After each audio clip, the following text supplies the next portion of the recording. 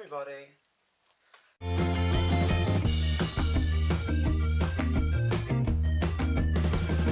Sorry that I've decided to do this video in 8th week rather than 7th, but I've been unbelievably busy.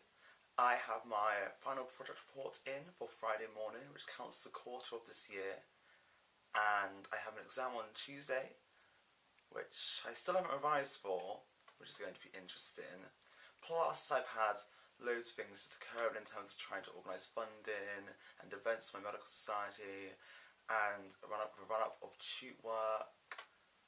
So I'm feeling pretty exhausted, and I'm more than sure that all the other Oxvloggers are feeling just as tired as we're approaching the end of term.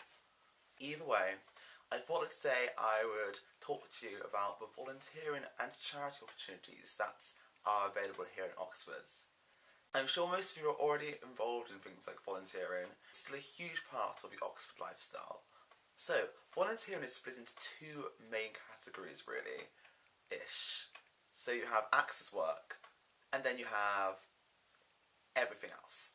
Access work is helping people to consider Oxford and apply to Oxford who may be from an untraditional background, or say a background which is less advantaged. So Oxvlog itself falls under this category. I personally find access work unbelievably fun because it's kind of like looking at yourself back when you were applying, and I know firsthand how helpful it is. And there is an unbelievable amount of ventures that you can get involved with in Oxford if you're particularly interested in this. So personally, I'm going to be working on unique summer schools this summer again, which is super duper fun, and is a summer school for people from state schools to experience a week's worth of Oxford, involving all the work and extracurriculars that you'd usually do while here.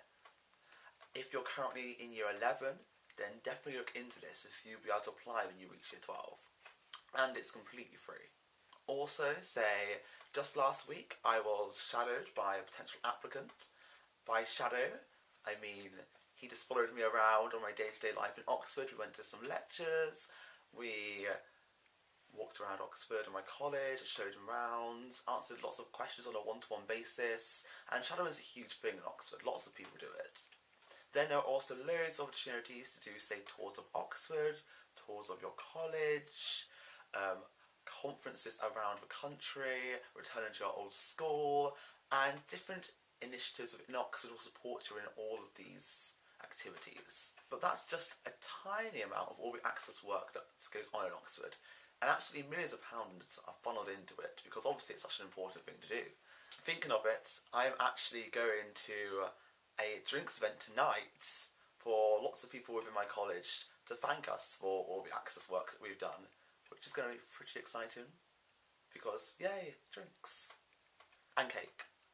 So moving on to all the other forms of volunteering, well, gosh, there's just so much. So probably the most well-known coordinator of volunteering opportunities within Oxford is the Oxford Hub. They support a wide range of charities in the university, both ongoing and newly formed, typically by students. These charities can be anything really.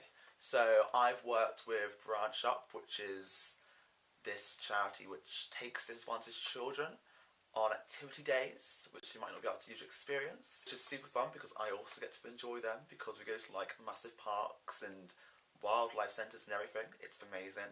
There are initiatives to teach English to children who don't yet have as good a grasp as they could have.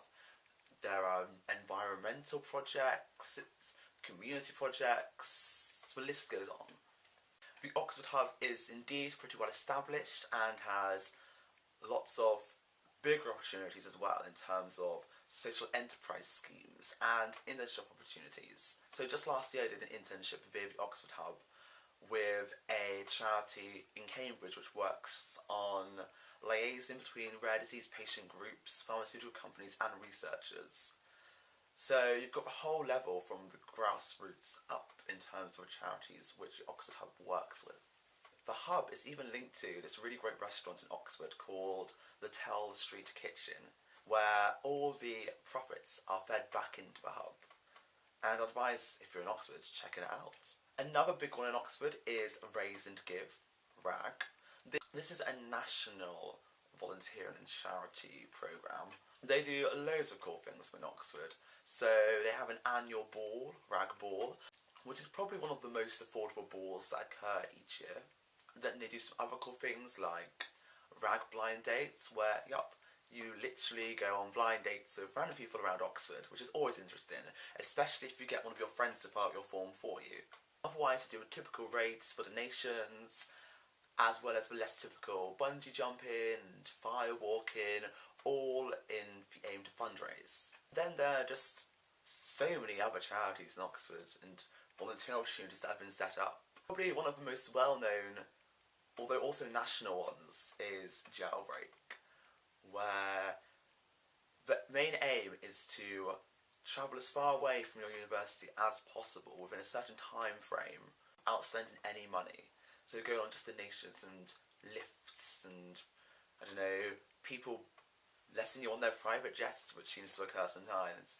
So the furthest I think someone got from Oxford this year was Dubai, which is unbelievable. Although nearly everybody gets to France, so it's super fun and a good way to have a quick holiday in the middle of term.